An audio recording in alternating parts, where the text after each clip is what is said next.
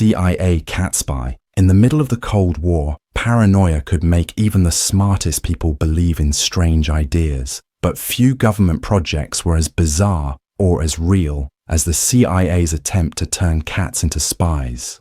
It began in the early 1960s, when American intelligence agencies were obsessed with eavesdropping on Soviet diplomats. The technology of the time was bulky, unreliable, and easy to detect. Somewhere in that pressure-filled environment, someone proposed a strange solution. What if a cat could do the job? It could walk near targets unnoticed, carrying a tiny listening device.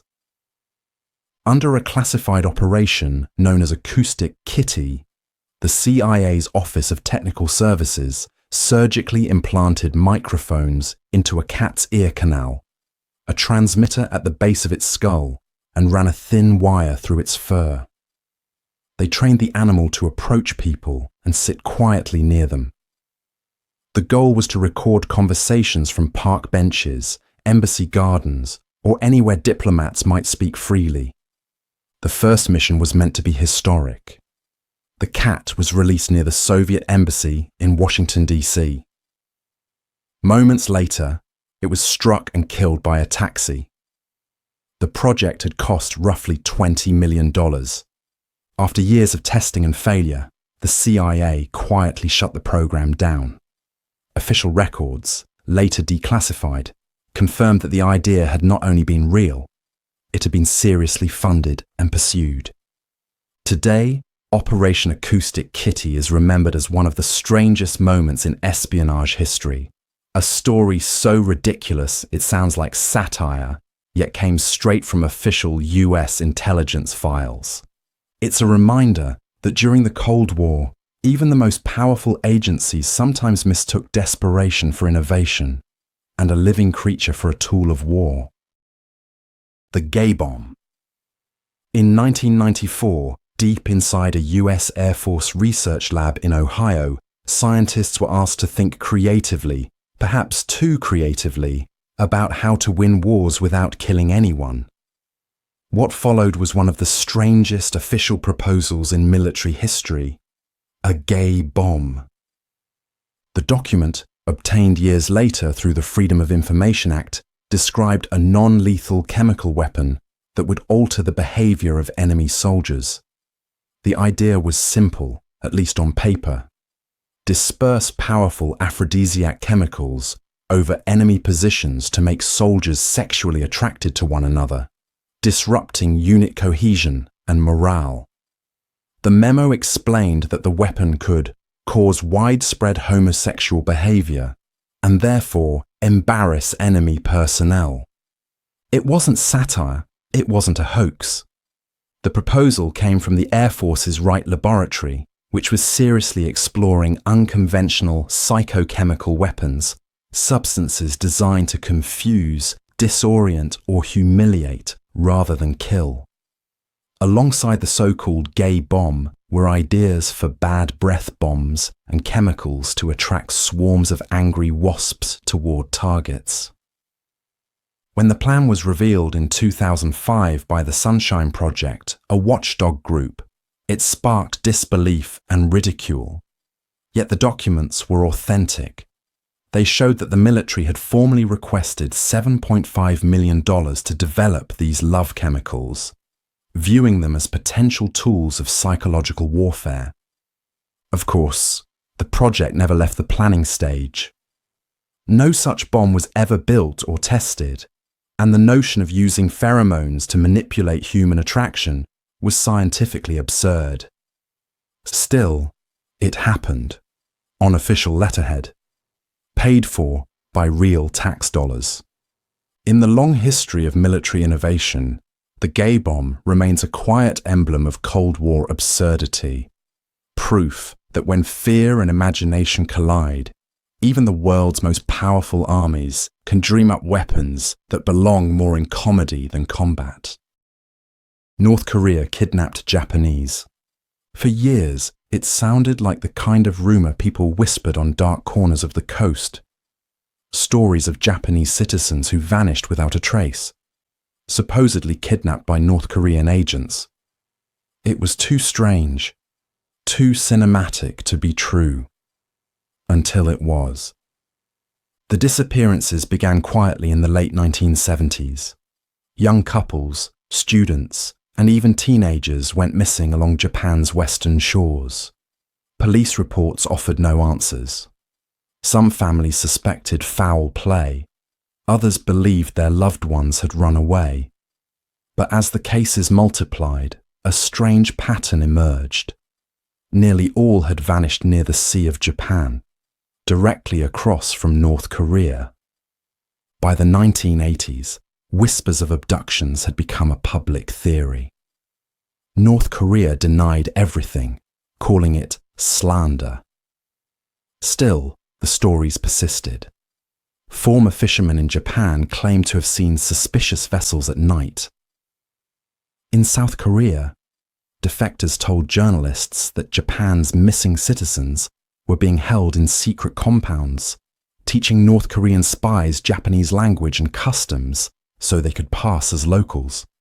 For decades, Tokyo demanded answers, but Pyongyang said nothing. Then, in 2002, something unimaginable happened. North Korea's leader, Kim Jong-il, publicly admitted that his country had indeed kidnapped Japanese citizens. They had been used to train spies. The revelation stunned the world. North Korea confirmed 13 abductions, though Japan insists there were many more, possibly over 100. Some victims were eventually returned home. Others were reported dead, their remains inconsistently identified, their families left in doubt. What began as an unbelievable conspiracy turned out to be one of the most haunting acts of Cold War espionage.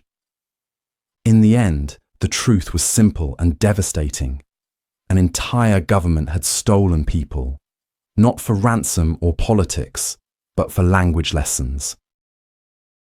Project Sunshine. It began with a question scientists couldn't easily answer. How much radioactive fallout was settling inside the human body? After the atomic bomb tests of the 1950s, the United States wanted numbers, hard data. But what they did to get it would remain one of the most unsettling scientific secrets of the Cold War. The program was called Project Sunshine, a government study launched in 1953 to measure the spread of radioactive isotopes, particularly strontium-90, around the world. These isotopes, released by nuclear explosions, were known to accumulate in human bone. To track their movement, scientists needed samples, thousands of them, and soon they began collecting them without consent. The project gathered bone and tissue from the dead, often infants and children, in countries from Australia to the United Kingdom. Hospitals, morgues, and even funeral homes provided samples, sometimes quietly, sometimes unknowingly. Parents were rarely told. In one account, a British mother learned years later that her baby's legs had been removed after stillbirth, taken for research. She had never been allowed to dress the child for burial. For years, Project Sunshine operated quietly, its data fueling nuclear safety models and fallout maps. The truth came to light only in the mid-1950s, when a leaked transcript revealed scientists discussing the need for more baby samples. The reaction was swift and horrified. Governments scrambled to explain. What makes Project Sunshine so haunting isn't just the secrecy, it's the intent behind it. Scientists weren't trying to harm anyone. They were trying to understand how radiation spread through life itself. But in their pursuit of knowledge, they crossed a line that can't be measured in data, proving that even in science, morality can be the first casualty of fear. CIA ran secret brothels. It started with a theory that sounded too strange to be true, that the CIA once ran brothels where unsuspecting men were secretly drugged with LSD. Years later, it turned out to be exactly what happened. In the 1950s, the US government became obsessed with the idea of controlling the human mind. This was the height of the Cold War, and intelligence agencies feared that the Soviets or Chinese might have already discovered methods of brainwashing. The CIA's answer was a sprawling secret project known as MK Ultra, a series of psychological experiments that tested drugs, hypnosis, and sensory manipulation on both volunteers and unknowing civilians. One of the most bizarre branches of this program was Operation Midnight Climax. In 1955, the CIA rented apartments in San Francisco and New York and converted them into safe houses disguised as brothels. Prostitutes on the agency's payroll would lure men back, where the drinks were secretly laced with LSD. Behind one-way mirrors, CIA operatives watched and took notes, studying how the men reacted to the drug and how their behavior changed under the influence. The entire operation was filmed and recorded. No one involved, except the prostitutes and the agents, knew it was an experiment. The data collected was chaotic and largely useless, but the program continued for years, all under the direction of a man named George White, a federal narcotics officer working for the CIA. When MK Ultra was exposed in the 1970s, the revelations stunned the public. The notion that a government agency had literally created its own brothels for mind control research sounded like fiction. But the documents were real. In a time defined by fear and secrecy, Midnight Climax revealed something unsettling: that the line between science and madness can blur easily when no one is watching. Nestlé's baby formula scandal. A mother in a rural village opens a small tin of powdered milk. On the label, a healthy baby smiles beneath the Nestlé logo, a picture of trust, of progress. She mixes the powder with water, believing she's giving her child the same start as any baby in the modern world. What she doesn't know is that the very formula meant to nourish has set off one of the most infamous corporate scandals in history. During the 1970s, Nestlé launched an aggressive campaign across Africa, Asia, and Latin America to promote baby formula as a modern, superior alternative to breastfeeding. Dressed in nurses' uniforms, company saleswomen visited hospitals and maternity wards, handing out free samples and assuring mothers that formula was cleaner, safer, and more scientific. At first, the strategy worked. Mothers trusted the brand and the medical-looking representatives. But when the free samples ran out, families had to buy the expensive formula themselves. And to make it last, many diluted it. Worse still, much of the water used to mix the powder was contaminated, leading to deadly infections and malnutrition. Health experts began to notice patterns: soaring infant mortality rates in regions where formula use had spread. By the late 1970s, activists and doctors accused Nestlé of exploiting poor mothers and misleading them into abandoning breastfeeding, the single safest form of infant nutrition. The outrage grew into an international boycott that spread through the 1980s and beyond. Nestlé denied wrongdoing, but eventually agreed to follow new global marketing standards. The scandal became a case study in corporate ethics, or the lack of it. Nestlé sold trust in a can, and millions believed it.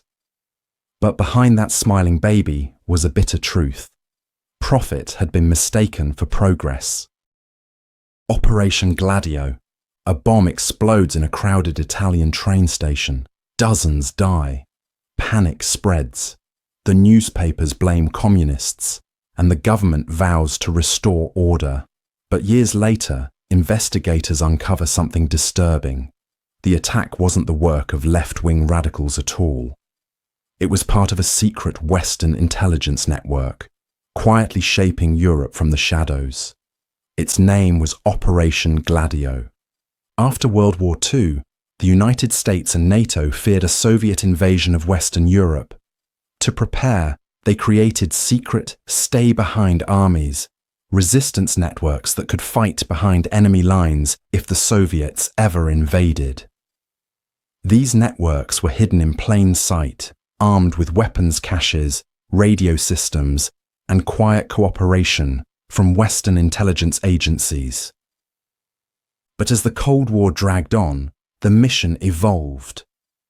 In countries like Italy, Belgium, and Turkey, Gladio operatives didn't just prepare for invasion, they allegedly began influencing politics. According to later investigations, some members collaborated with far-right extremists, staging false flag attacks meant to discredit leftist movements and push the public toward conservative governments. In Italy alone, a series of bombings during the 1970s, including the 1980 Bologna massacre, were linked to Gladio's clandestine network.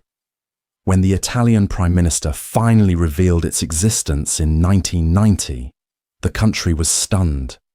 NATO confirmed stay-behind operations had existed, but denied involvement in terrorism. Parliaments across Europe launched inquiries. Documents were destroyed, testimonies redacted, and key figures vanished into silence. To this day, no complete record of Operation Gladio has ever been made public. What began as a defense plan against communism became something much darker. A secret war fought within democracy itself. For decades, the fear of losing freedom led Western governments to quietly compromise it, and the echoes of Gladio still linger in the shadows of Europe's history. US government poisoned alcohol. During the 1920s, the United States tried to make an entire country sober by force. It didn't work.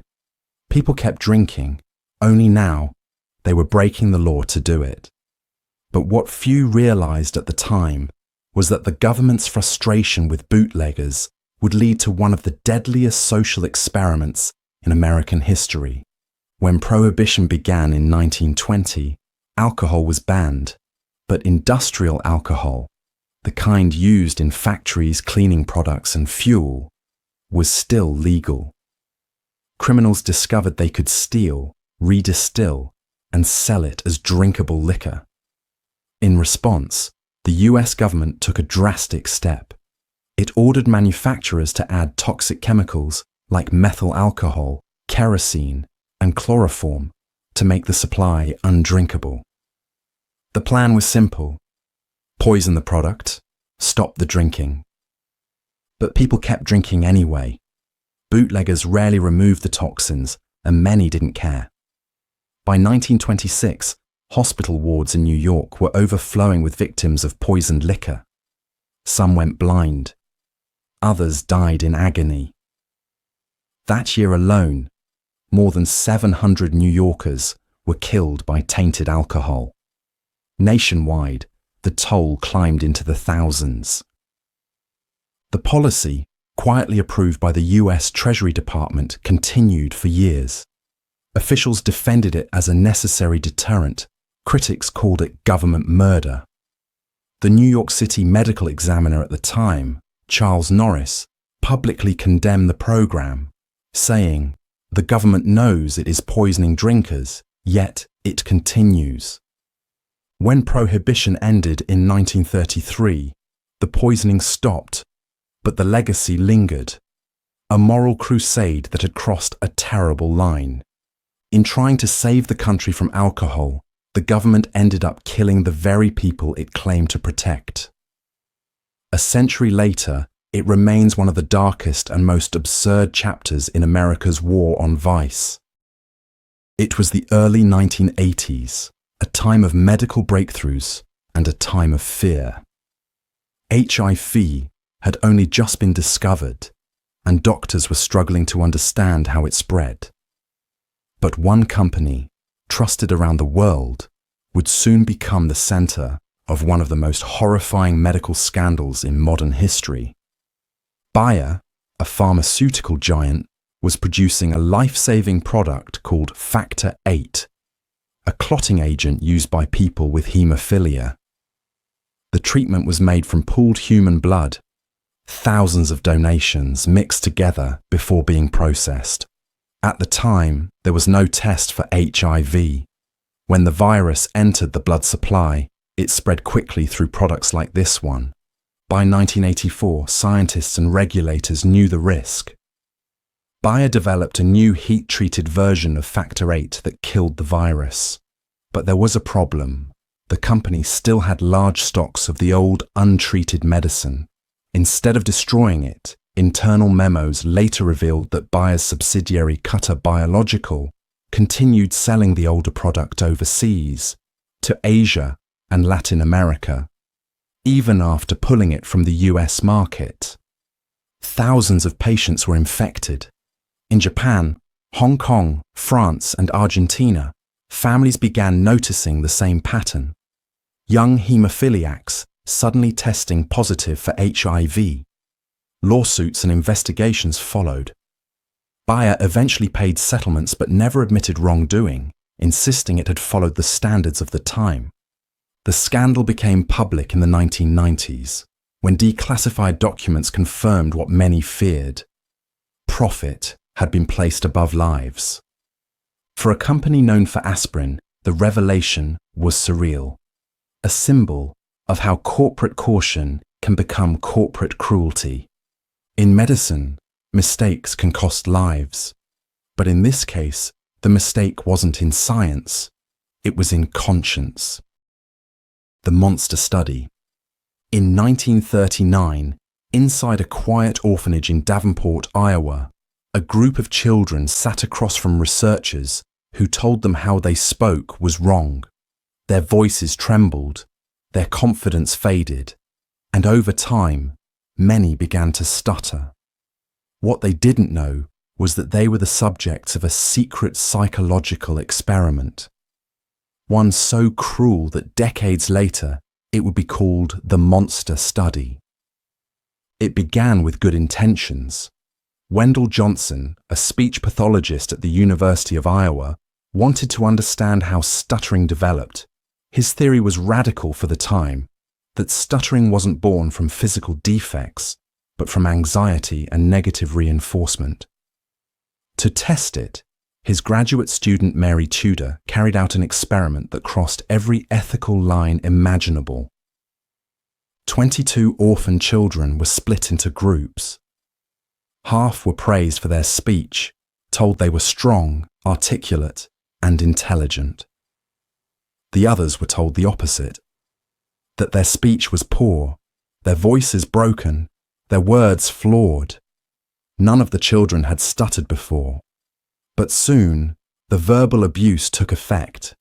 They became withdrawn, anxious, and afraid to speak. Some never recovered. The study was never published at the time. Johnson feared backlash, and Tudor herself later called it a mistake. For decades, it remained hidden in university archives until journalists uncovered it in 2001. Survivors described the emotional scars they carried, and the state of Iowa eventually settled lawsuits brought by some of the victims. What makes the monster study so haunting isn't just its cruelty, it's how close it came to proving its own dark thesis. The experiment designed to show that fear can create a stutter ended up creating fear itself. In trying to cure speech, they broke silence and left it echoing for a lifetime.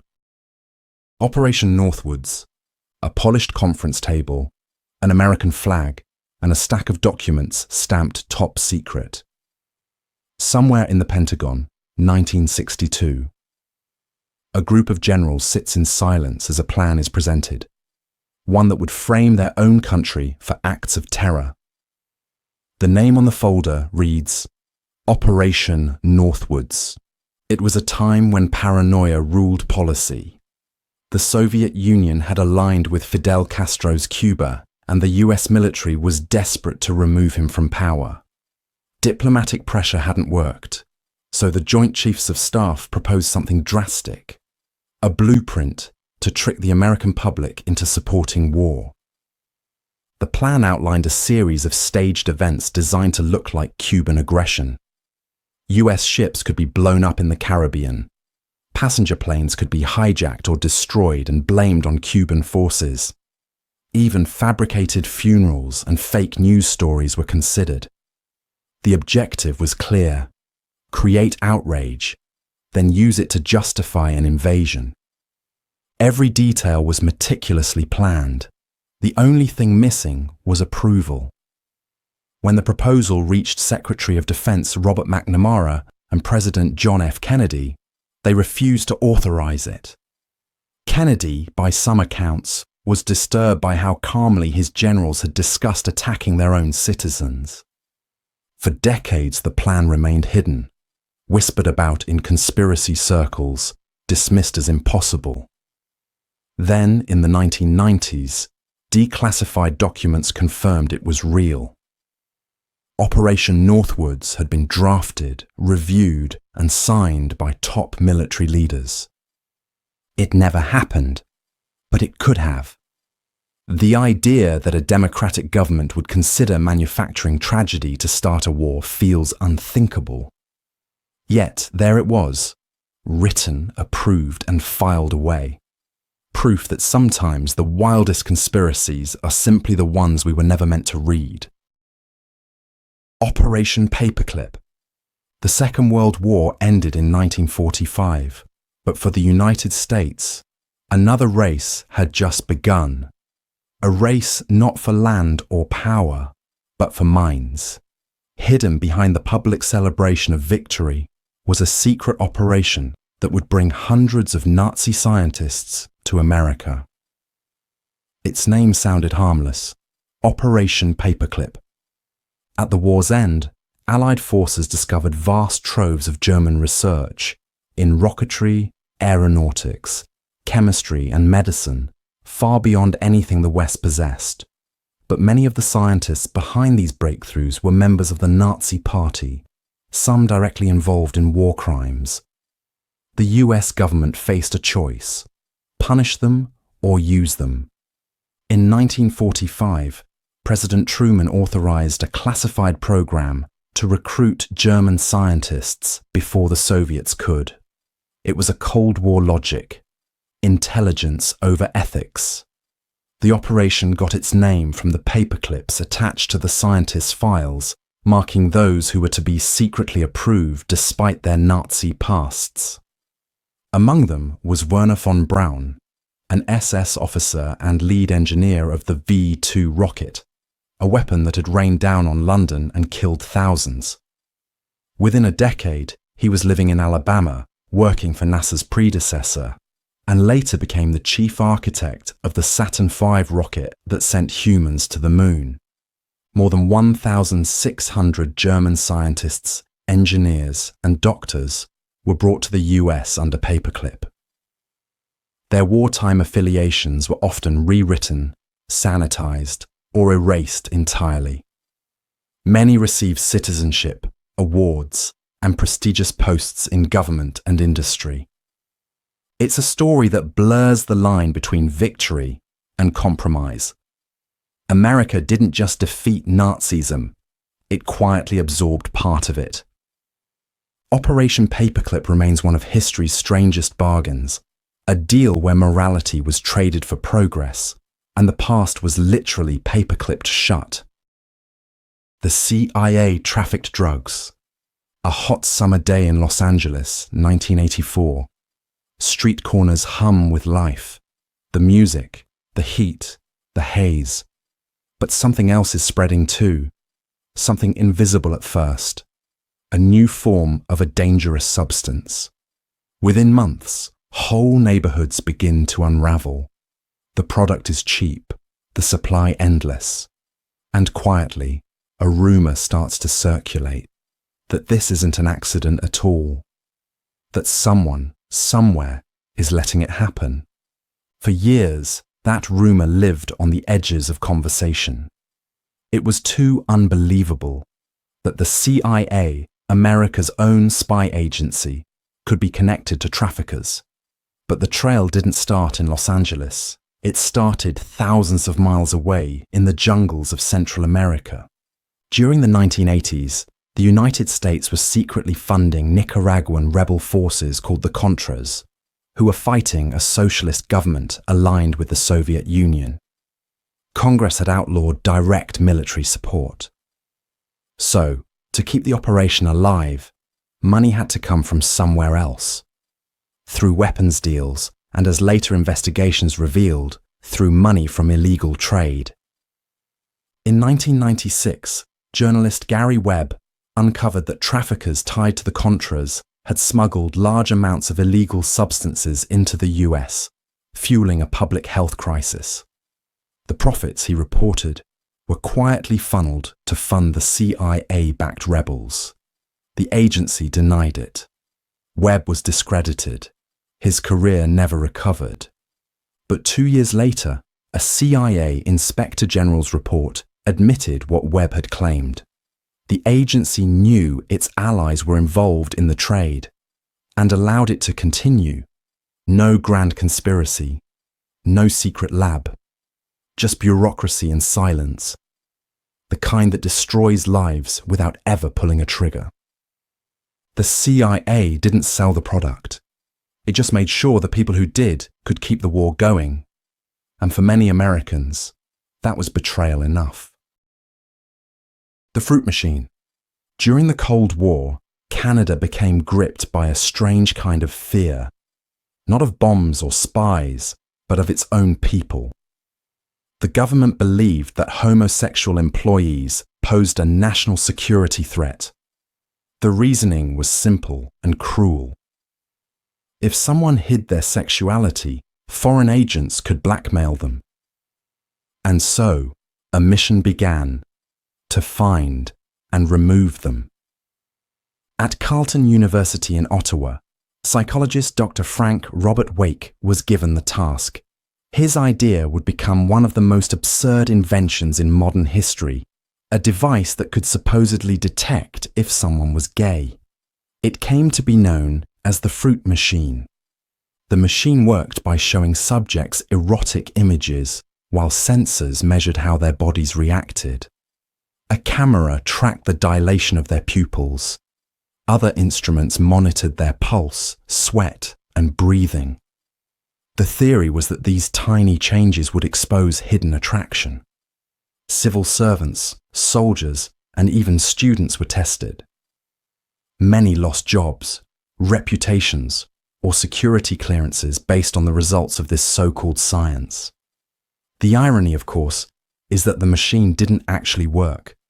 The tests were unreliable, easily influenced by lighting, stress, or even embarrassment. But to those in power, it offered the illusion of certainty, and that was enough. When the truth eventually surfaced, it left behind a dark legacy. The fruit machine wasn't just a failed experiment. It was a symbol of how fear can dress itself as logic and how discrimination can hide behind the language of research.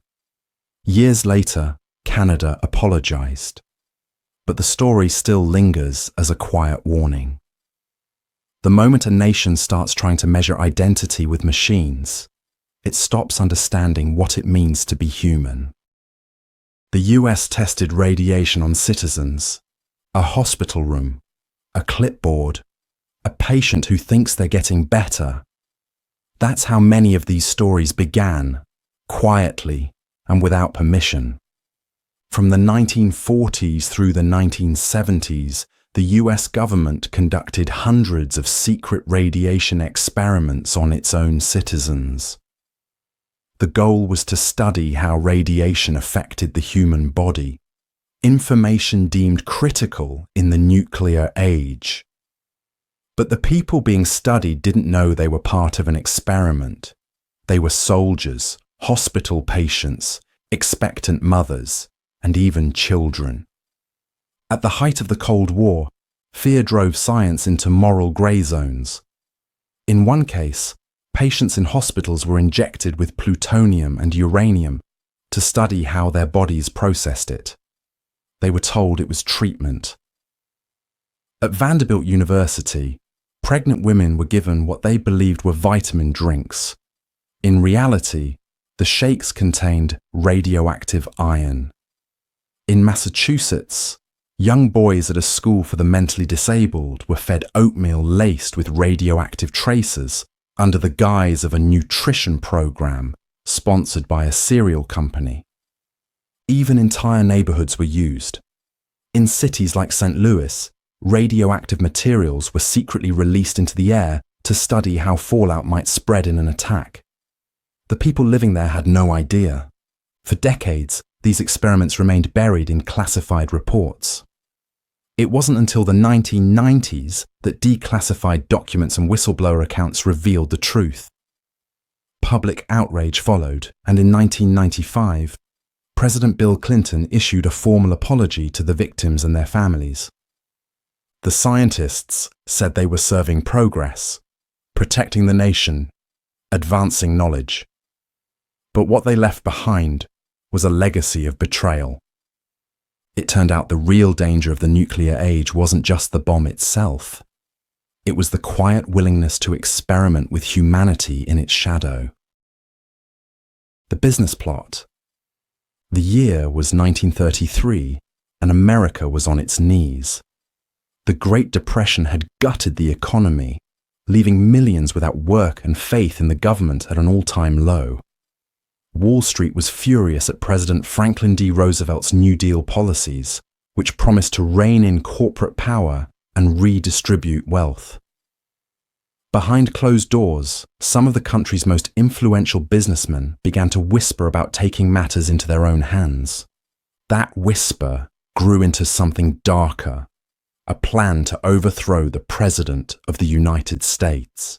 The man chosen to lead this coup was Major General Smedley Butler, one of the most respected military figures in America. A tough, plain-spoken Marine with 2 Medals of Honor, Butler was approached by intermediaries claiming to represent a coalition of industrialists, bankers, and veterans groups. Their proposal was audacious: raise an army of 500,000 veterans, march on Washington, and restore order. Butler would act as the public face, while the real power, a group of wealthy elites, would operate behind him. But Butler wasn't the kind of man to betray his country. Instead, he reported everything to Congress. In 1934, he testified before the House Un-American Activities Committee, naming names and detailing the conspiracy. The investigation confirmed his story, at least in part, but no charges were ever filed. The government quietly downplayed the affair, and newspapers dismissed it as fantasy. Historians later dubbed it the business plot. Though it failed before it began, it revealed something chilling: that a group of America's richest men truly believed democracy could be replaced if they just found the right general. The Great Depression eventually passed, but the story lingered. A reminder that sometimes the real threat to democracy comes from the boardroom, not the battlefield. Operation Mockingbird, a newspaper on a breakfast table, a headline about politics, a photo from overseas. For most readers, it's just another day's news. But during the Cold War, not every story in the paper was written by journalists. Some were written by the CIA. The project had an innocent-sounding name: Operation Mockingbird. Its goal was to shape public opinion at home and abroad, using the most powerful tool available: the media. It began quietly in the late 1940s, when the newly formed CIA sought ways to spread pro-American ideas and counter Soviet influence. What started as small-scale propaganda soon evolved into one of the agency's most ambitious psychological operations. Declassified documents and later investigations revealed that the CIA had recruited hundreds of journalists, editors, and media executives around the world. Major outlets, from newspapers to radio stations to television networks, were infiltrated. Some reporters were paid directly. Others simply shared information or published stories written by CIA officers. In foreign countries, Mockingbird helped plant news favorable to US interests and discredit opposing views. The program ran for decades, so quietly that even some within the media didn't know it existed. It wasn't until the 1970s, when the Church Committee investigated US intelligence abuses, that Mockingbird's reach became public. The findings were stunning. Respected journalists had been writing propaganda under government direction. For many Americans, it shattered trust in the press. The very institution meant to hold power accountable. Operation Mockingbird wasn't about censorship. It was about influence, the subtle rewriting of truth. Today, the phrase is used loosely in conspiracy circles, often exaggerated. But the core remains real. Once, the world's most trusted newsrooms weren't just reporting the story, they were part of it. Operation Snow White. A typewriter clacks in a quiet government office. It's the 1970s, the age of Watergate, paranoia, and espionage. But this time, the spies aren't from Moscow or Washington. They're from the Church of Scientology. The operation they launched was called Operation Snow White, and by the time it was uncovered, it had become the largest known infiltration of the United States government in history, carried out not by a foreign enemy, but by a religious organization.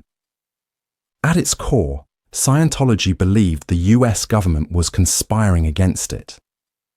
The church's founder, L. Ron Hubbard, claimed that federal agencies were spreading lies about Scientology, especially within the IRS, which refused to grant the church tax-exempt status. To fix that problem, Hubbard's followers decided to clean up those records, literally. Beginning in 1973, thousands of Scientologists were recruited for covert missions to infiltrate government offices, including the IRS, the Department of Justice, and even the CIA. Under fake identities, church members obtained jobs inside federal buildings, stole documents, forged credentials, and wiretapped phones. They broke into embassies, attorneys' offices, and press agencies, all in an effort to erase or steal files critical of Scientology. The plan worked for years, but in 1977, it unraveled. FBI agents raided Scientology offices in Los Angeles and Washington, uncovering more than 20,000 stolen government documents.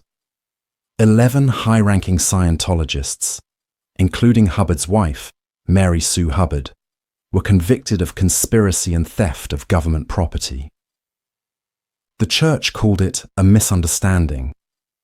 The FBI called it one of the boldest domestic espionage operations ever attempted. Operation Snow White remains a surreal story, a reminder that sometimes paranoia becomes prophecy. In trying to prove they were being watched, Scientology ensured they always would be. COINTELPRO, a locked filing cabinet, a stack of letters, a government seal stamped across the top. To most people, they looked like routine paperwork, but to those who opened them, they revealed one of the darkest operations in FBI history, a program that spied on, harassed, and tried to destroy American citizens. It was called COINTELPRO. The name stood for Counterintelligence Program, and it began quietly in 1956 under FBI Director J. Edgar Hoover. Officially, its purpose was to monitor groups considered a threat to national security. In practice, it became something far more personal, a secret war on political dissent. The targets ranged widely: civil rights leaders, anti-war activists, black liberation movements, feminists, even musicians and journalists.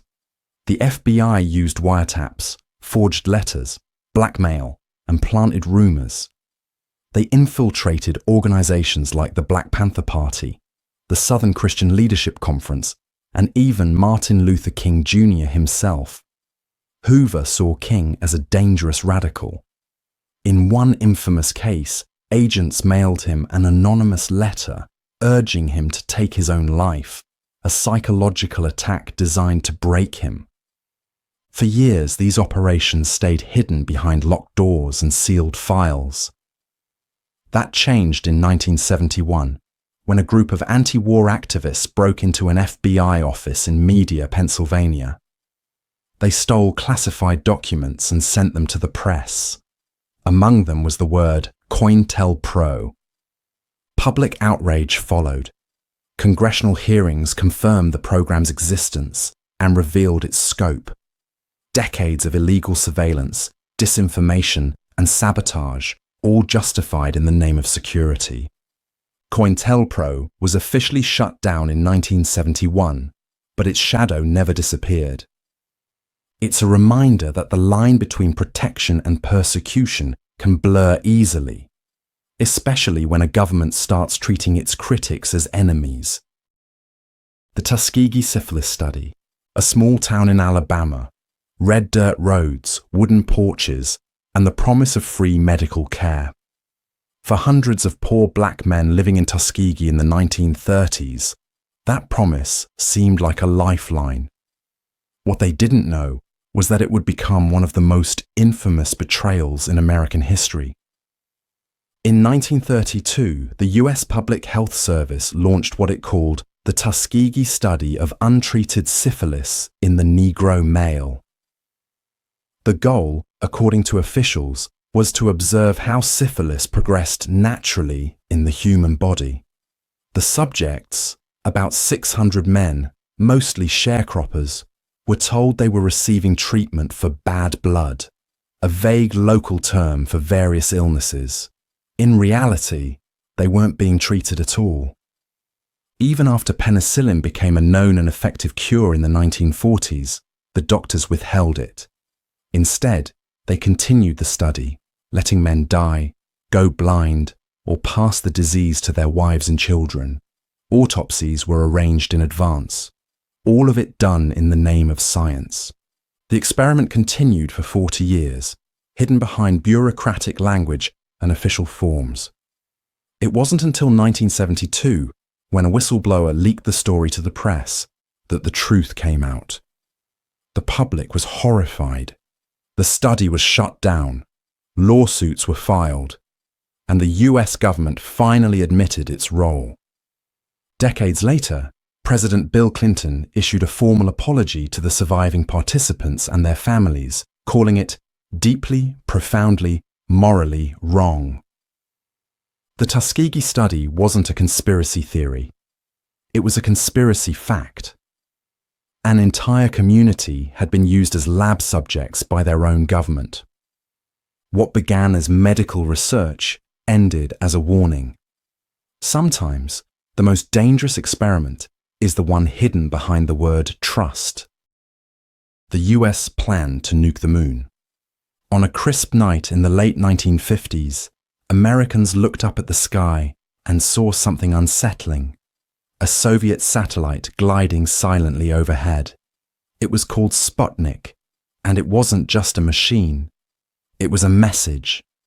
The space race had begun, and the United States was already behind.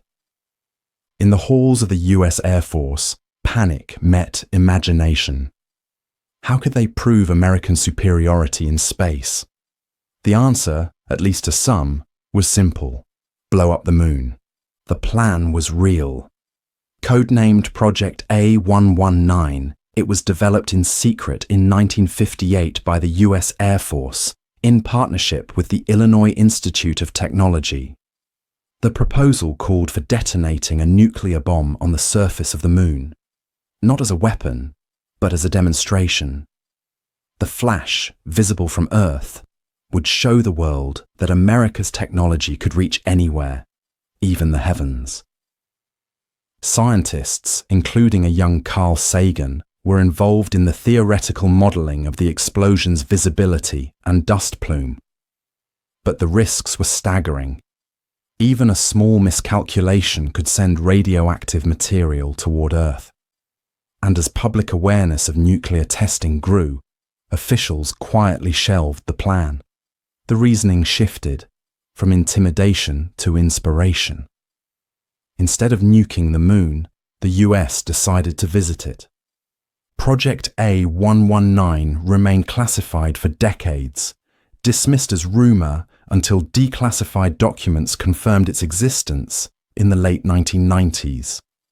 It's one of those stories that feels like a parody of the Cold War, an era when fear and pride could make even the most intelligent minds consider turning the night sky into a flash of light. They didn't nuke the moon.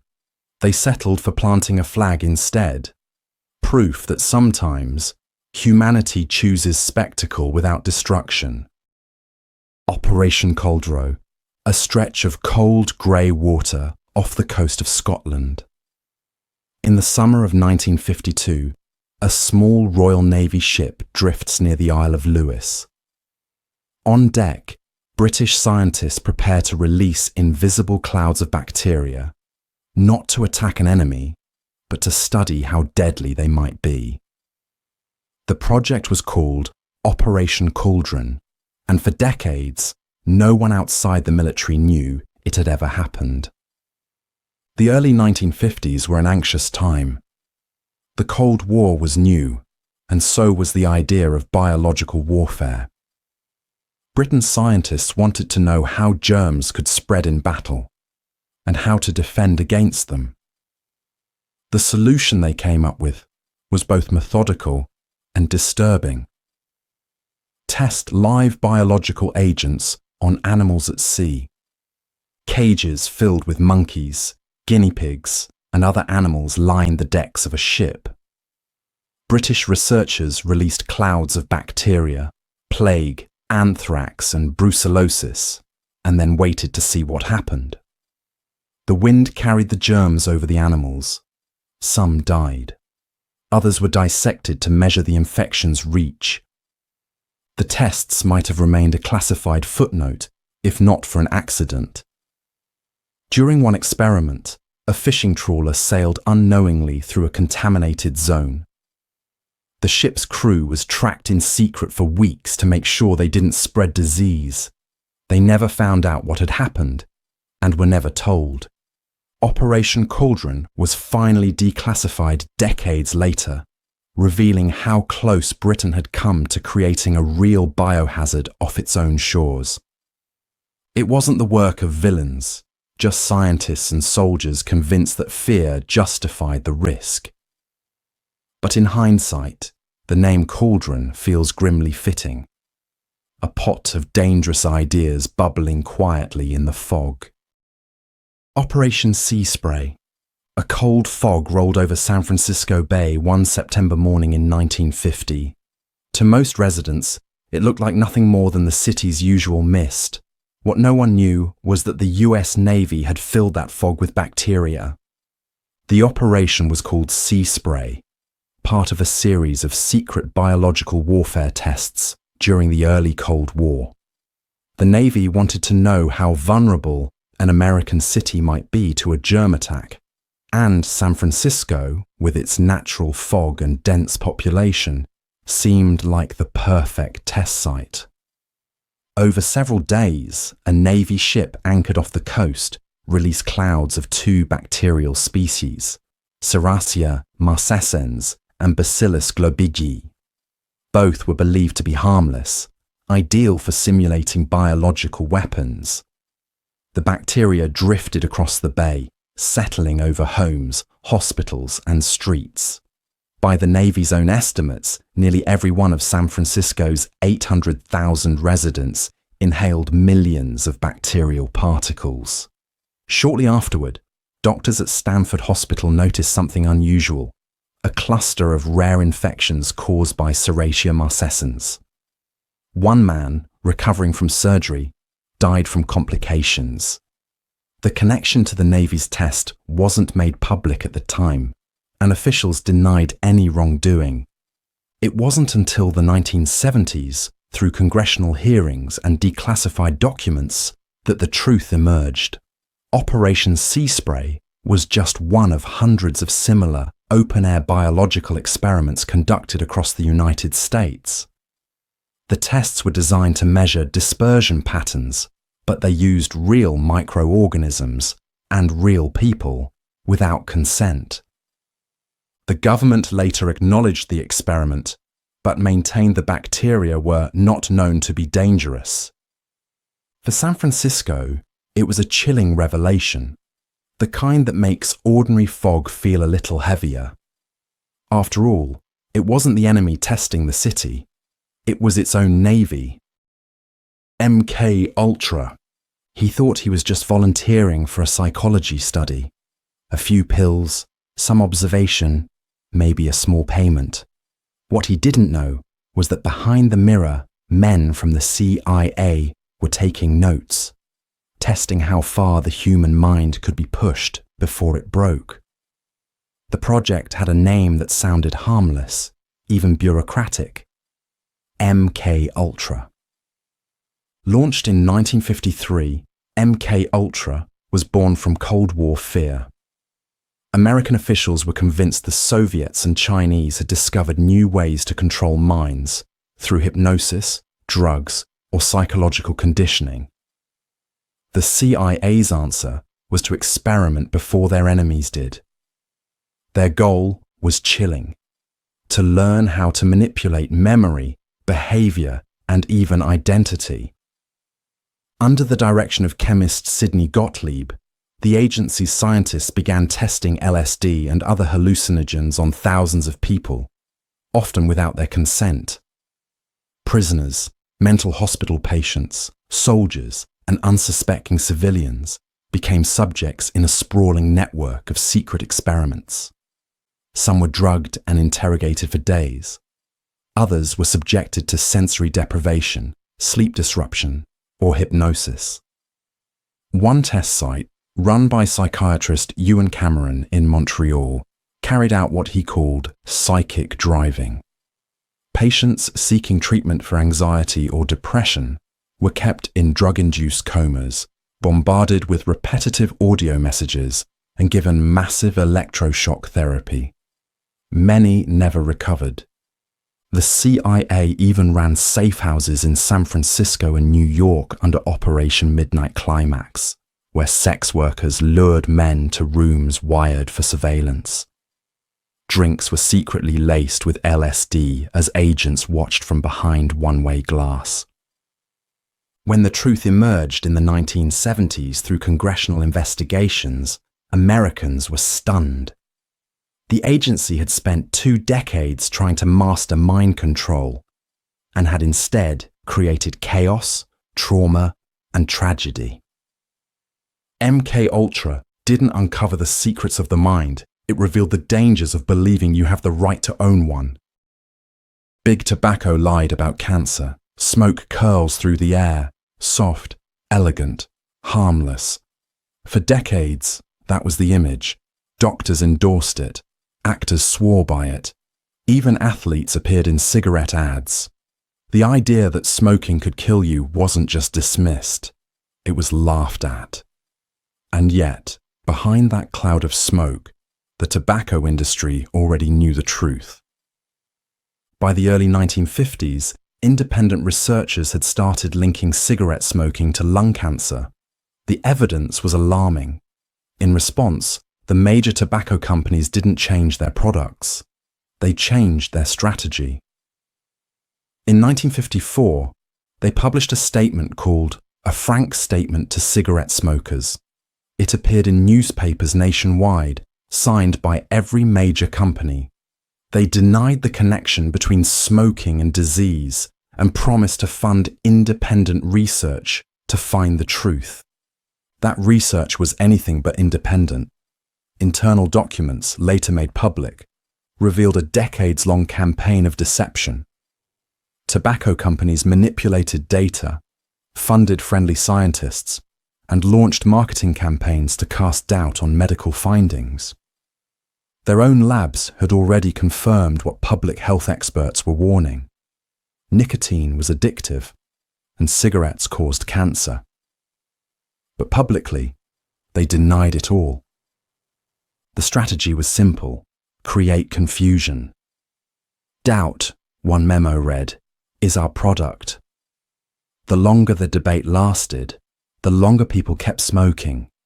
It wasn't until the 1990s, through whistleblowers and lawsuits, that the full scope of the cover-up came to light. Executives were forced to testify before Congress, each one denying under oath that nicotine was addictive. The documents said otherwise. For half a century, an industry built its fortune on addiction, selling death with a smile and a slogan. The story of big tobacco isn't just about cigarettes. It's about the power of denial and how smoke and mirrors can hide the truth in plain sight. The Ford Pinto scandal. On highways across America in the early 1970s, a new compact car became a common sight. Small, stylish, and affordable. It was the Ford Pinto, a symbol of modern efficiency. But beneath that clean design hid a secret so grim, it would become one of the most infamous corporate scandals in US history. When Ford began developing the Pinto in the late 1960s, competition from Japanese automakers was fierce. The company set strict limits: under £2,000, under $2,000, and on the market in record time. That rush left little room for safety. During crash tests, engineers discovered a critical flaw. The fuel tank, positioned just behind the rear bumper, could easily rupture in even minor rear-end collisions. The result was catastrophic fires. Engineers proposed cheap, practical fixes: a plastic shield for $1, a rubber bladder for about $10. But management turned them down. A delay in production, they warned, would cost millions. The truth came out years later when internal documents were leaked, among them a now notorious cost-benefit analysis. In it, Ford calculated the price of human life. The company estimated that fixing all Pintos would cost about $137 million, while paying damages for burn deaths and injuries would cost only $49 million. So, the company chose to do nothing. By the mid-1970s, accident victims and survivors began filing lawsuits. News outlets picked up the story, and the Pinto's image shifted overnight, from a budget-friendly car to a rolling fire hazard. Ford finally recalled the model in 1978, after public outrage and a criminal case that accused the company of reckless disregard for safety. The Pinto scandal revealed something haunting. The problem wasn't just a faulty car. It was a mindset, one that treated people as numbers and tragedy as a business expense. DuPont and Teflon cover-up. Most kitchens share one quiet invention: the pan that never sticks. It slides eggs effortlessly and cleans with a wipe. For half a century, it was a symbol of progress. But the chemical that made it possible would eventually reveal one of the most shocking corporate cover-ups in modern history. The story traces back to the 1940s, when the chemical giant DuPont began using a compound called PFOA, perfluorooctanoic acid, to make its miracle product, Teflon. It was heat-resistant, waterproof, and endlessly useful. There was just one problem. The company's scientists quickly learned that PFOA didn't go away. Not in water, not in soil, not in the human body. Once released, it stayed, forever. By the 1960s, DuPont's internal research showed that PFOA was toxic in animals. 2 decades later, it was appearing in the blood of their factory workers and even in local drinking water near their plant in West Virginia. Still, the company said nothing. Instead, they buried their findings and quietly tracked illnesses among employees, miscarriages, cancers, deformities, all while reassuring the public that Teflon was completely safe. The deception might have remained hidden if not for a West Virginia farmer, Wilbur Tennant, whose cattle began dying after drinking from a polluted creek. His case led environmental lawyer Robert Bilott to DuPont's internal files. Thousands of pages showing decades of concealed evidence. The lawsuit that followed uncovered what DuPont already knew. PFOA was a poison that had spread far beyond the factory. Today, it's found in the blood of nearly every human on Earth. DuPont called Teflon a miracle of modern living. In a way, it was. Just not the kind anyone wanted. Some miracles, it turns out, never wash off. Facebook's mood experiment. Scrolling through Facebook once felt harmless, a mix of smiling friends, birthday posts, and news headlines. But in 2014, users learned something unsettling. The platform hadn't just been showing them random posts. It had been quietly manipulating their emotions. The project was called the Emotional Contagion Study. Conducted in 2012, it involved nearly 700,000 Facebook users. Without their knowledge, Facebook's data scientists altered what appeared in their news feeds. For some, positive posts were filtered out. For others, the negative ones were reduced. The goal was to see if emotions could spread online, if simply seeing more happiness or sadness could change how people felt and posted. The results were clear. Users exposed to fewer positive posts wrote gloomier updates, while those shown less negativity became slightly cheerier. Facebook had proven what advertisers had always hoped. Moods were contagious, even through pixels. When the study was published 2 years later in the journal PNAS, the reaction was immediate and fierce. Critics called it psychological manipulation, accusing Facebook of treating its users as lab rats in a secret social experiment. No one had given consent. No one even knew it had happened. Facebook defended the research, arguing it was part of improving the user experience. But behind that explanation was something larger. Proof that the company could, at scale, influence how millions of people felt, all by changing what they saw for a few days. The story faded as quickly as it broke. Most users kept scrolling, but the experiment left a lasting mark on how we think about technology. Facebook didn't just study emotion, it shaped it. And in doing so, it asked a quiet, haunting question. If our moods can be engineered, whose feelings are we really having? Cambridge Analytica. It started with a quiz. A harmless little game on Facebook. Which Disney character are you? Or, what kind of thinker are you? Millions clicked, laughed, and shared. But behind those quizzes was a company quietly building psychological profiles on tens of millions of people. Its name was Cambridge Analytica. The company was founded in 2013, backed by wealthy political donors who believed data could win elections. Their idea was simple. If you could understand voters' personalities, their fears, hopes, and hidden biases, you could tailor messages to manipulate how they felt and how they voted. To do it, Cambridge Analytica turned to Facebook. Through a researcher's quiz app, it collected personal information not just from people who took the quiz, but from their friends, harvesting names, likes, interests, and private details from over 87 million users without consent.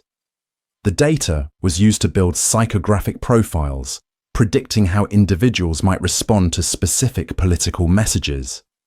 By 2016, those insights became a weapon. Cambridge Analytica worked on political campaigns across the globe, including the US presidential election and the Brexit referendum, using targeted ads to exploit emotional triggers, fear, anger, nationalism. Most voters never realized they were being psychologically profiled in real time. The scandal broke in 2018 when whistleblower Christopher Wiley revealed how the company had weaponized Facebook data for political manipulation. Public outrage was swift. Cambridge Analytica collapsed within months, and Facebook faced global scrutiny for its role in the breach. The incident exposed something quietly profound: the price of free platforms. When data becomes a tool of persuasion, truth itself becomes malleable. Cambridge Analytica promised to change how politics worked. It did, by proving just how easy it is to hack democracy without ever touching a single vote. Volkswagen emissions scandal. Car ads have always sold more than machines. They sell trust, clean lines, clean air, clean conscience. For years, Volkswagen built its image on that promise. The diesel cars were marketed as efficient, powerful, and, most importantly, environmentally friendly. Clean diesel, they called it. What no one knew was that it was a lie, one written into the car's very code. The story began in 2009 when Volkswagen introduced a new generation of diesel engines that seemed to defy physics. Low emissions, high performance. Regulators were impressed. Customers were thrilled. Sales boomed. But a few scientists at a small research center in West Virginia noticed something strange. When they tested the cars on the road, emissions were up to 40 times higher than legal limits. At first, it seemed like an error. But as the investigation deepened, the truth emerged. Volkswagen had installed defeat devices, secret software that could detect when a car was being tested in a lab. During tests, the software reduced emissions. Once the car hit the road, it reverted to normal performance, spewing nitrogen oxides into the air. The deception lasted for years and involved nearly 11 million vehicles worldwide. It wasn't uncovered by governments or insiders, but by independent researchers. And once the US Environmental Protection Agency confronted Volkswagen in 2015, the scandal exploded. Executives scrambled, admitting the fraud after weeks of denial. The company paid billions in fines, and several officials faced criminal charges. Volkswagen called it a technical mistake. But the truth was simpler. The company had built a global reputation on environmental responsibility while quietly poisoning the air. It was supposed to be the dawn of cleaner cars. Instead, it became proof that sometimes the dirtiest thing about an engine is the story behind it. Coca-Cola in Colombia. A cold bottle of Coke has always symbolized something simple: refreshment, happiness, a universal brand that seemed untouched by politics or conflict. But in Colombia during the 1990s, that red label took on a darker meaning. Behind factory walls and marketing smiles, union leaders at Coca-Cola bottling plants were being threatened, kidnapped, and even killed. The story begins in a country torn by civil war. Colombia's decades-long conflict between left-wing guerrillas, right-wing paramilitaries, and the government left workers, journalists, and activists caught in the middle. Inside this chaos, Coca-Cola's local bottling partners faced growing labor unrest. Workers organized unions, demanding better pay and conditions. What followed was a wave of violence that seemed too coordinated to be random. Union leaders were targeted by paramilitary groups, armed men who stormed plants, issued death threats, and executed organizers. Survivors accused bottling managers of colluding with these groups to silence labor movements. At first, it sounded impossible that one of the world's most recognizable corporations could be tied to paramilitary terror. But soon, testimonies, witness statements, and legal filings painted a chilling picture. In 2001, US and Colombian labor unions filed a lawsuit under the Alien Tort Claims Act, accusing Coca-Cola and its bottlers of being complicit in the violence. The company denied all involvement, claiming the attacks were local issues beyond its control. US courts ultimately dismissed the case on jurisdictional grounds, never ruling on Coca-Cola's direct responsibility. Still, the damage to the brand's image was done. Global boycotts followed, and Killer Coke became a rallying cry among human rights groups. The truth remains murky, but one thing is clear. In a country where speaking out could cost your life, even a soda company wasn't immune to bloodshed. The world's most popular drink had, for a moment, lost its fizz. Shell in Nigeria. The Niger Delta is one of the richest oil regions in the world, and one of the poorest places to live. For decades, its rivers have run slick with crude, its air thick with gas flares that never go out. At the center of it all sits one of the world's biggest energy companies, Shell. When Shell began drilling in Nigeria in the 1950s, it promised progress, jobs, schools, infrastructure. But what followed was environmental collapse. Decades of oil spills poisoned the soil and water. Fishing villages lost their livelihoods. Crops failed. And when locals demanded accountability, they didn't just face silence, they faced violence. By the 1990s, tensions in the Niger Delta had erupted. The Ogoni people, led by writer and activist Ken Saro-Wiwa, accused Shell of exploiting their land while leaving behind destruction. He founded the movement for the survival of the Ogoni people, organizing peaceful protests that drew international attention. Shell publicly denied responsibility, but privately, documents later showed, company officials had close ties with Nigeria's military regime, the same regime that violently crushed dissent. In 1995, Saro-Wiwa and 8 other activists were arrested on trumped-up charges and executed after a sham trial. Their deaths shocked the world. Shell insisted it had no involvement, but years later, in a US lawsuit, survivors accused the company of complicity in human rights abuses, even alleging that Shell provided money and logistics to security forces. The company settled out of court for $15.5 million, without admitting guilt. Today, oil still flows from the delta, and spills still darken its wetlands. For Shell, Nigeria was once a symbol of growth. For the people who live there, it became a reminder that sometimes the true cost of energy isn't paid in dollars, but in lives. Watergate, June 17th, 1972.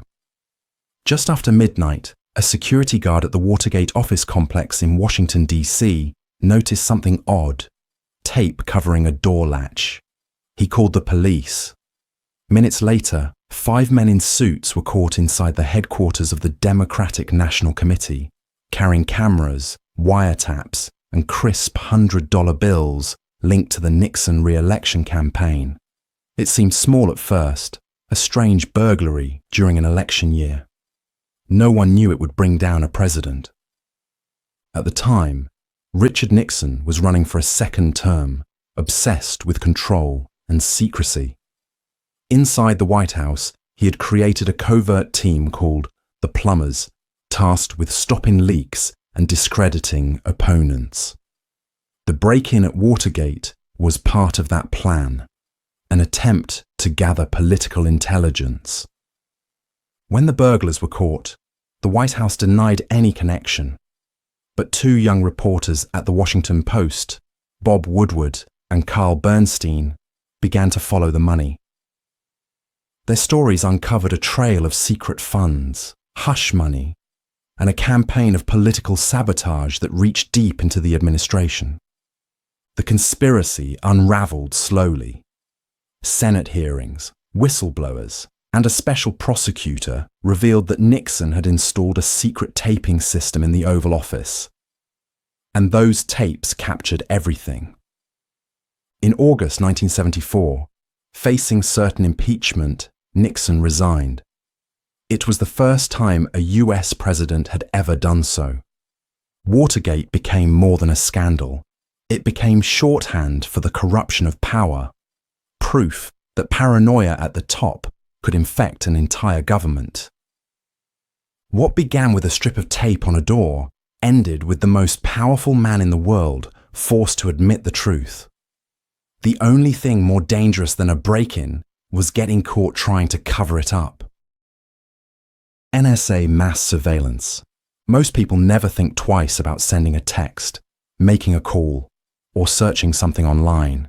But for years, every one of those actions was being quietly watched, not by hackers or criminals, but by the US government itself. What sounded like a paranoid fantasy in the early 2000s turned out to be one of the largest surveillance operations in human history. The idea of government monitoring wasn't new. After September 11th, fear of terrorism reshaped global security. The US Congress passed the Patriot Act, granting sweeping powers to intelligence agencies. Officially, it was to track foreign threats. In practice, it gave the National Security Agency, the NSA, permission to collect unimaginable amounts of data, often from its own citizens. Working with major telecom companies, the NSA built systems capable of intercepting emails, phone calls, and internet activity across the globe. Programs like PRISM allowed access to data from tech giants, Google, Facebook, Apple, Microsoft, all in the name of national security. For years, this was dismissed as conspiracy talk. Then, in 2013, an analyst named Edward Snowden changed everything. Snowden leaked thousands of classified documents to journalists, revealing that the NSA had indeed been running secret programs to monitor both foreigners and Americans without warrants or oversight. The files showed entire networks of global surveillance, tracking not just suspected terrorists, but journalists, diplomats, and ordinary people. The US government called Snowden a traitor. Others called him a whistleblower. The debate still divides the world. The revelations forced new privacy laws, international outrage, and a reckoning over what security really means in a digital age. The NSA claimed it was only collecting data, not listening. But in an era when data is identity, that might be the same thing. Walt Disney worked with the FBI. Few things feel more innocent than a Disney movie. The castles, the music, the promise that good always triumphs.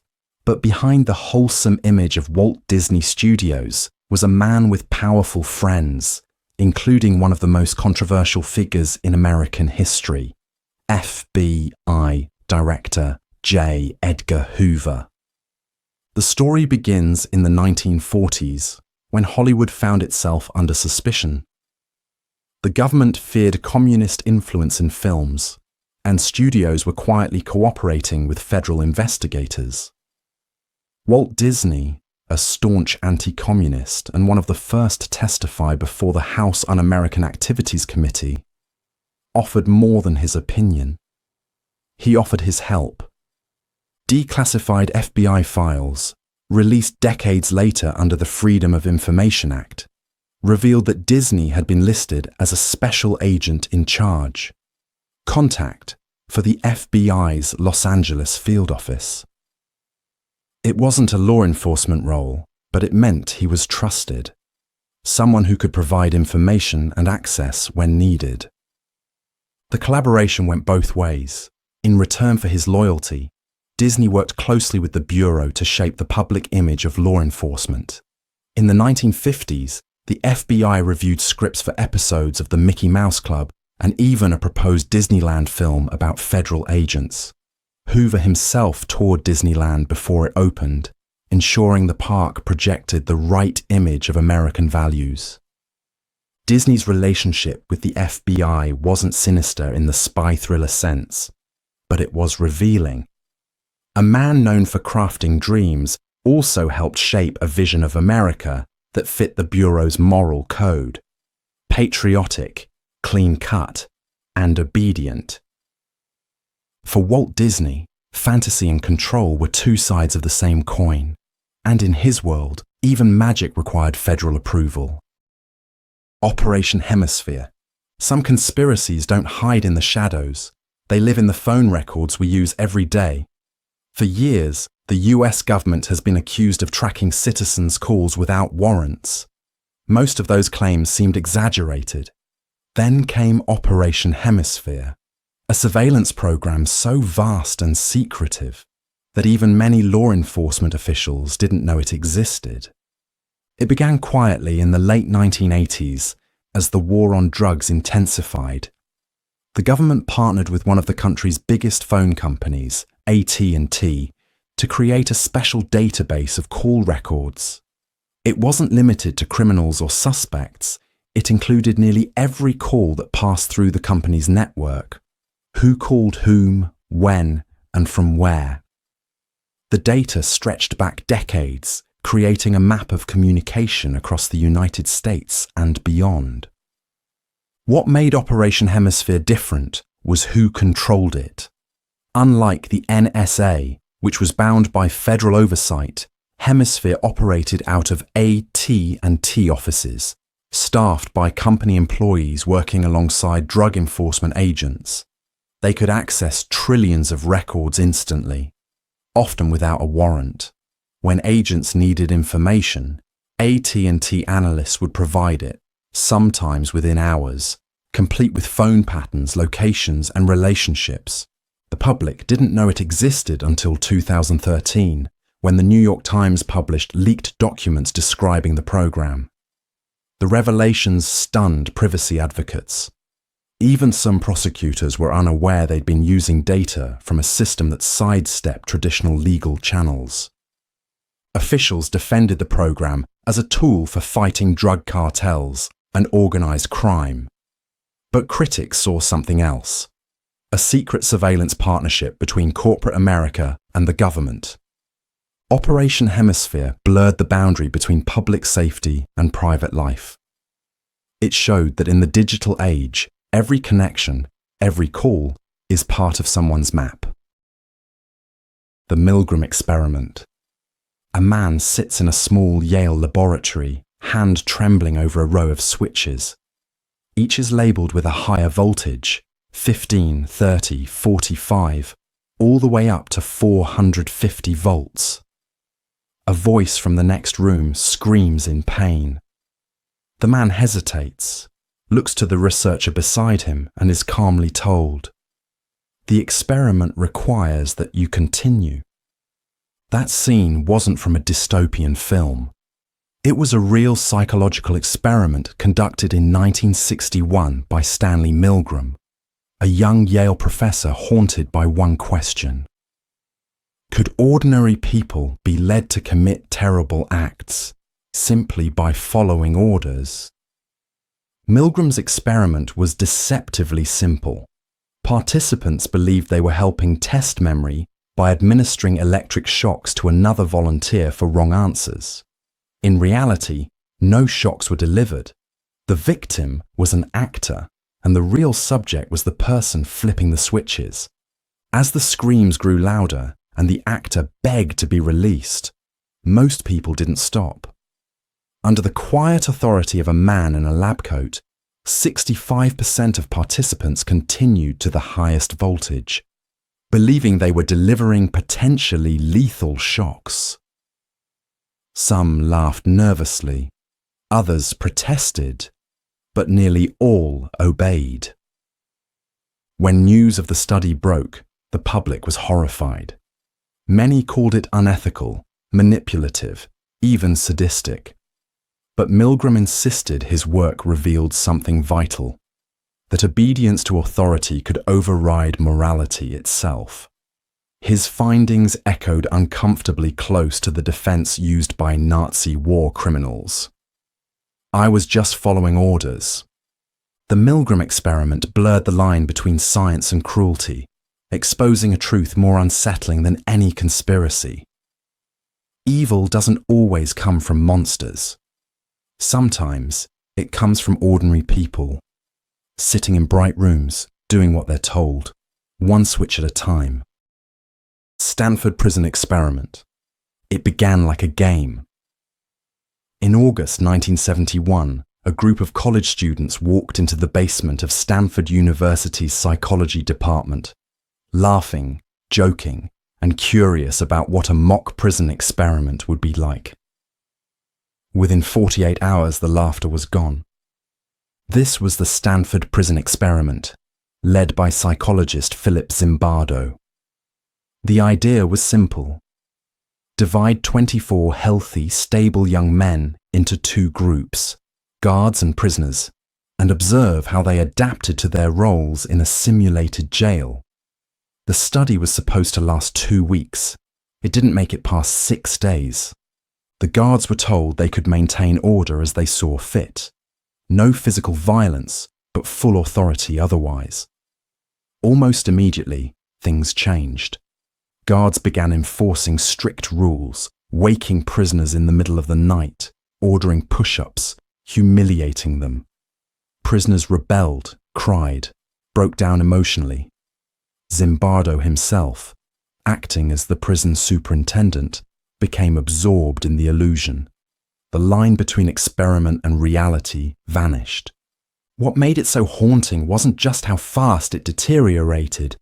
It was how easily ordinary students, playing pretend, began to mimic authoritarian cruelty. No one told them to abuse others. They just did. When one graduate student, Christina Maslach, walked in and saw the chaos, she demanded the experiment be shut down. Zimbardo ended it the next day, realizing even he had been consumed by the role he created. The experiment became infamous, a symbol of how power corrupts and systems shape behavior. But later critics questioned its design and ethics, suggesting participants were influenced or even coached. Still, its message endures. The Stanford Prison Experiment didn't just study authority. It showed how easily good people forget who they are, once the door of the cell closes behind them. Human plutonium experiments. Hospitals are supposed to be places of healing.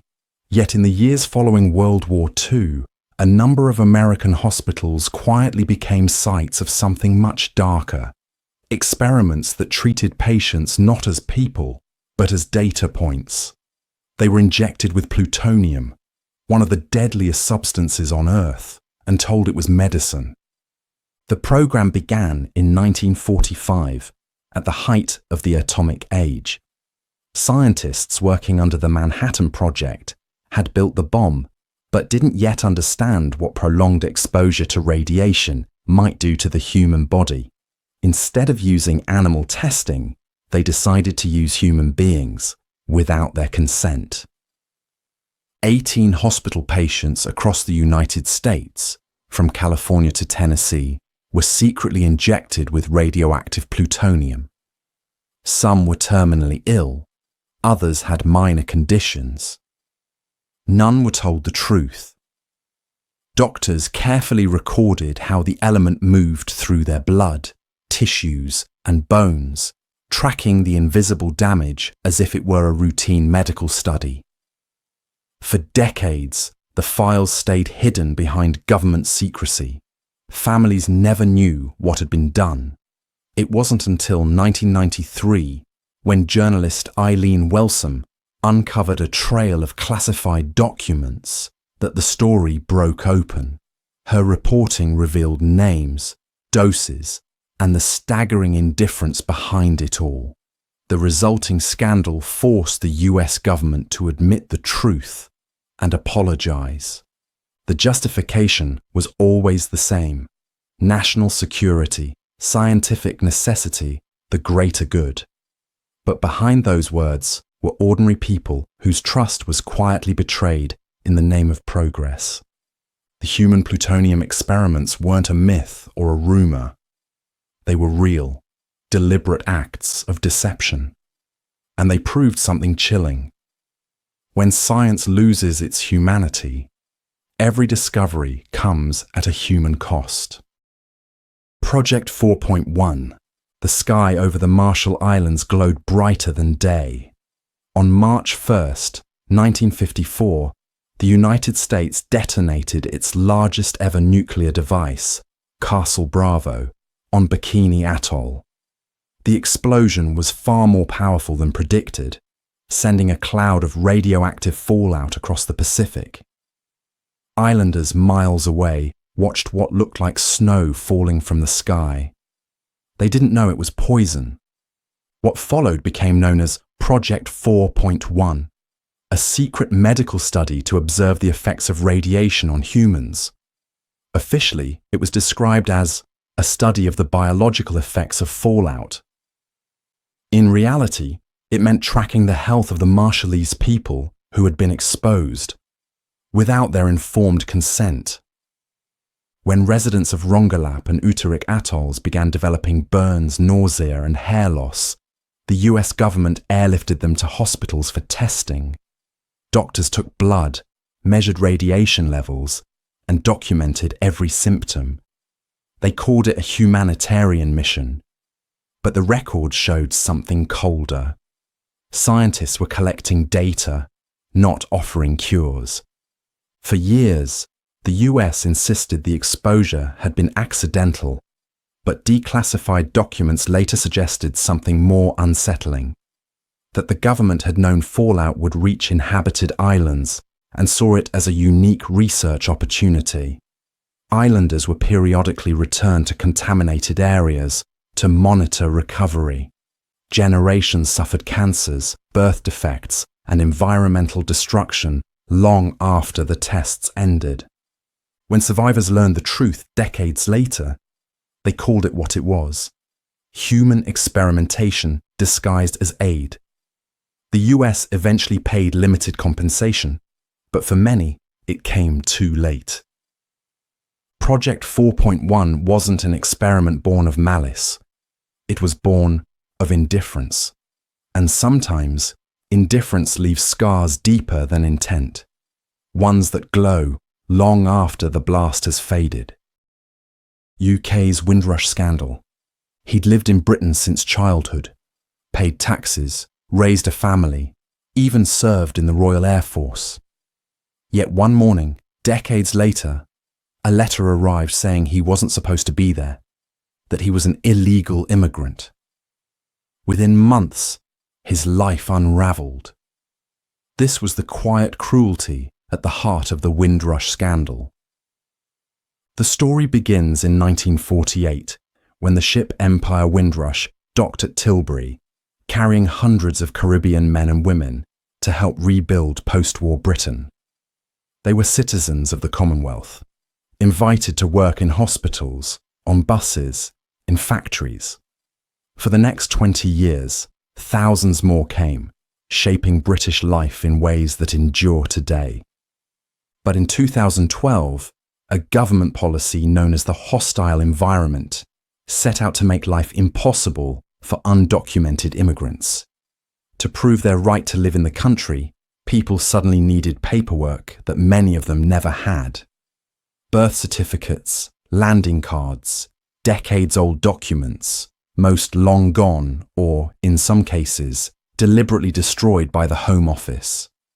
One by one, members of the Windrush generation began losing jobs, homes, and healthcare. Some were detained in immigration centres. Others were deported to countries they hadn't seen since childhood. For years, officials denied it was happening, until journalists exposed internal records showing the government knew exactly what was unfolding. When the scandal finally broke in 2018, the public was stunned. The Home Secretary resigned. The Prime Minister apologised. But compensation has been slow, and many victims have died waiting. The Windrush scandal wasn't about identity, it was about amnesia. A country that once asked its colonies for help forgot the people who answered.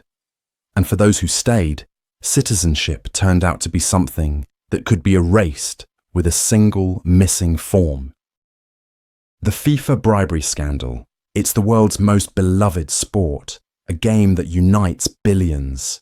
Yet for decades behind the cheers and the trophies, football's governing body was quietly running something that looked less like a sporting institution and more like a global cartel.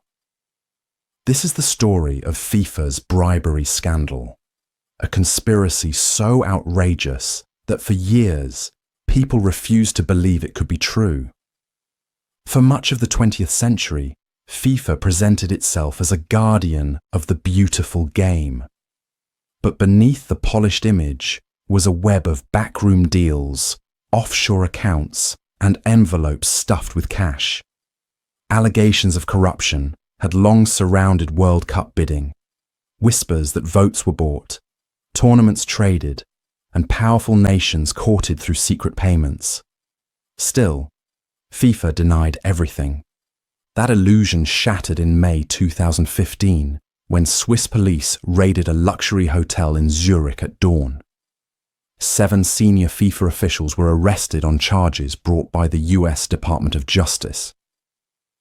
The accusations were staggering: over $150 million in bribes and kickbacks tied to media rights, sponsorships, and World Cup hosting bids. Officials had allegedly taken payments in exchange for granting broadcasting contracts and tournament votes, all laundered through complex financial networks. The scandal traced back decades, from South Africa's 2010 World Cup bid to Qatar's controversial 2022 selection. Investigators found trails of money leading to executive accounts and shell companies. Longtime FIFA president Sepp Blatter resigned under pressure, denying wrongdoing, but leaving behind a legacy tainted beyond repair. What shocked the world wasn't just that FIFA was corrupt, it was how normal corruption had become within it. The world watched the World Cup for its moments of magic. Meanwhile, in the boardrooms, another kind of game was being played, one where the highest bidder always won.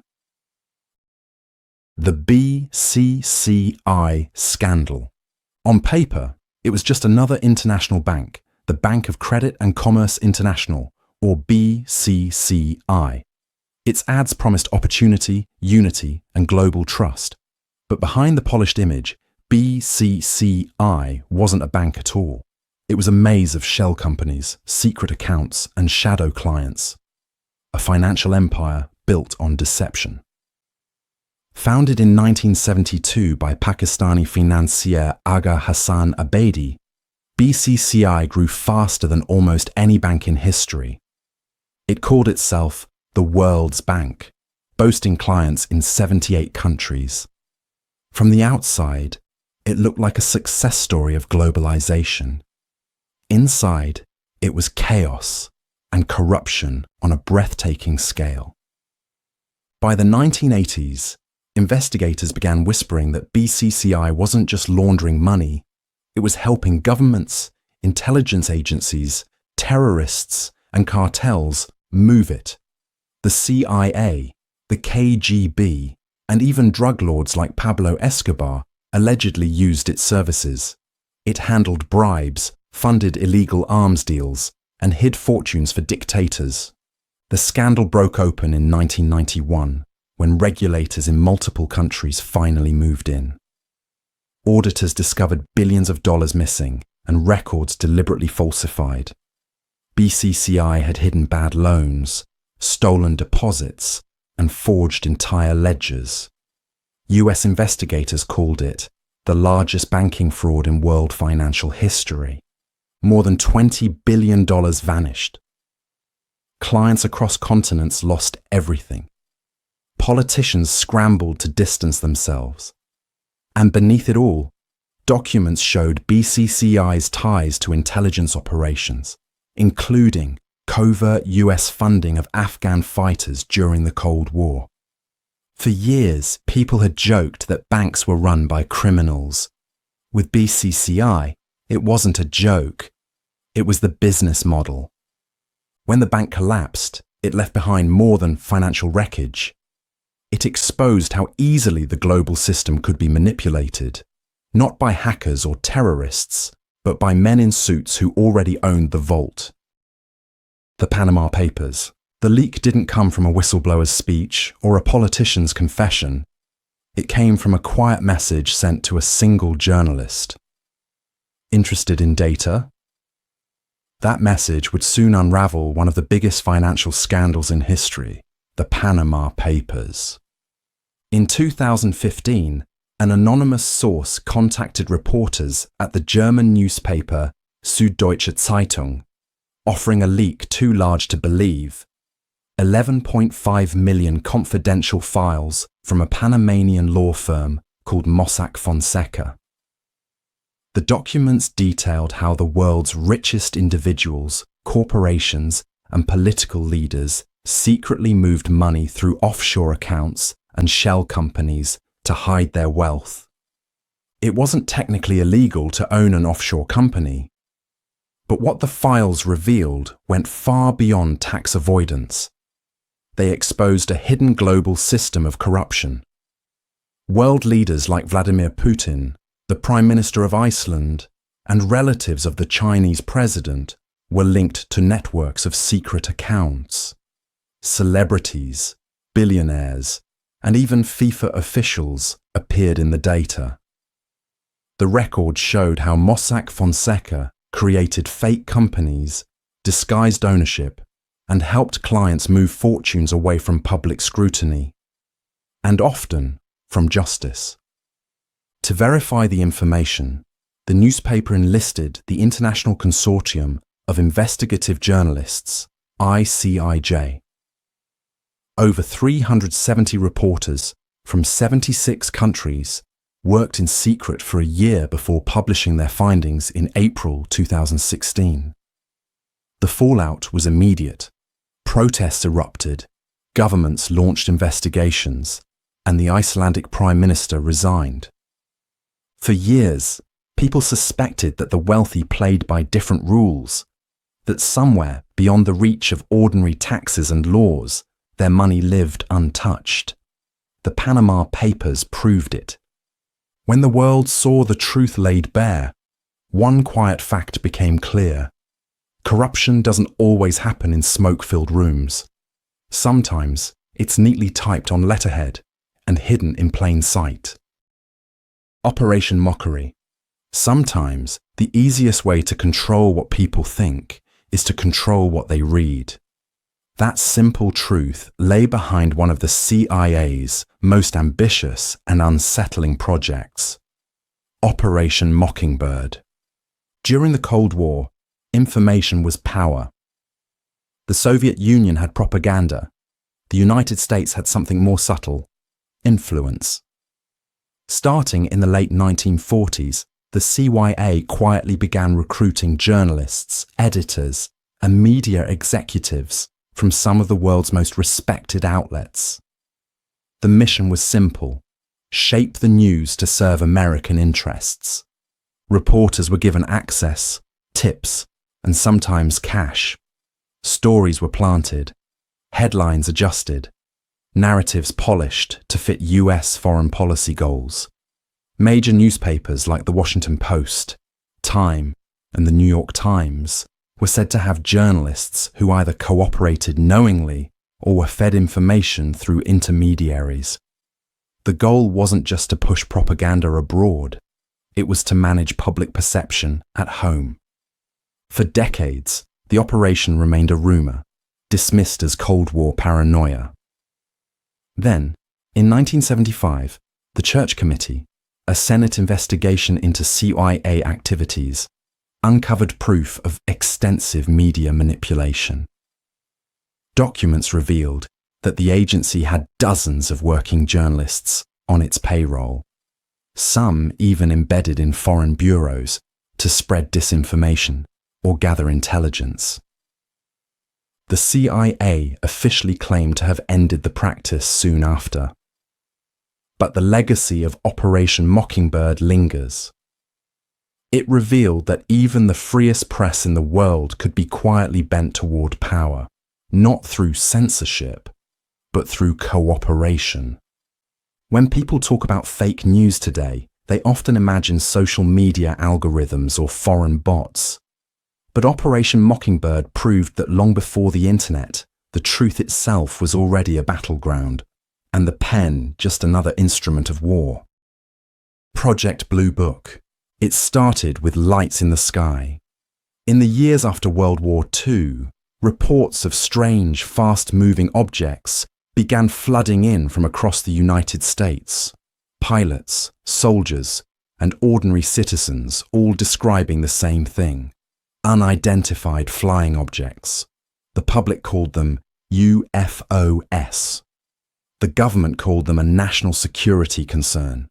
In 1952, the US Air Force launched Project Blue Book, a top-secret investigation into thousands of UFO sightings. Its mission? To determine whether these objects were a threat, and if not, to explain them away. Under the direction of astronomer Dr. J. Allen Hynek, teams of scientists and officers examined radar data, interviewed witnesses, and visited crash sites across the country. Between 1952 and 1969, Project Blue Book catalogued more than 12,000 cases. Most were explained: weather balloons, aircraft, or natural phenomena. But 701 remained officially unidentified. Despite this, the Air Force publicly maintained that there was no evidence of extraterrestrial activity. The project's findings were intended to calm the public, not fuel imagination. Yet the opposite happened. Leaks, inconsistencies, and classified briefings led many to suspect that the government was hiding something bigger. UFO researchers accused Blue Book of being a smokescreen, a public relations effort to downplay sightings, while the real research happened behind closed doors. In 1969, the program was abruptly shut down, following the Condon Report, which concluded UFOs posed no scientific value. But Dr. Hynek himself later admitted he'd grown skeptical of the project's intentions, becoming one of the most respected voices in UFO research. For some, Project Blue Book proved the government took UFOs seriously. For others, it confirmed a cover-up. Either way, it left one truth hovering in the air. Sometimes, the harder you try to explain the unknown, the more mysterious it becomes. The British planned to drop glue on Nazi troops. Imagine being in a government war office during World War II, papers piled high, cigarette smoke curling toward the ceiling, and a group of scientists calmly discussing how best to defeat the Nazis. With glue. Yes, glue. The plan, approved by Britain's Special Operations Executive, was as outlandish as it sounds. Around 1940, with Nazi forces spreading across Europe, British intelligence began developing sticky sabotage weapons, materials so adhesive they could disable vehicles, immobilize enemy troops, and even trap entire convoys in place. The idea was to literally stop the German war machine from moving. The weapon of choice was a highly viscous adhesive known as glue number. One developed in secret laboratories. Scientists tested it on animals, vehicles, and even mock battlefields to study its sticking power.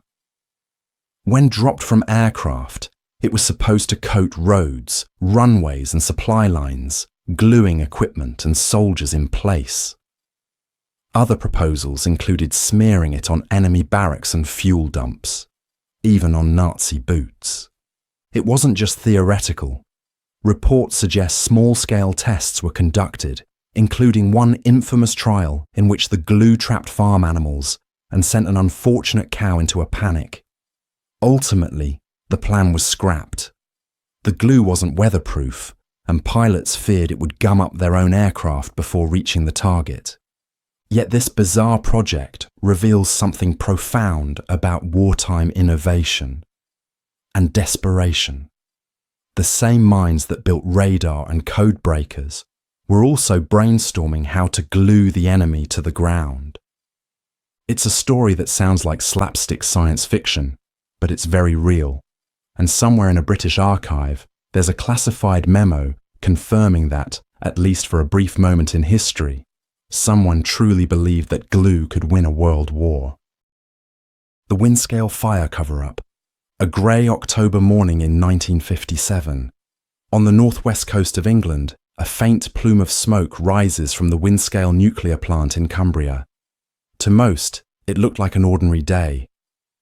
But inside Britain's first nuclear reactor, something had gone terribly wrong.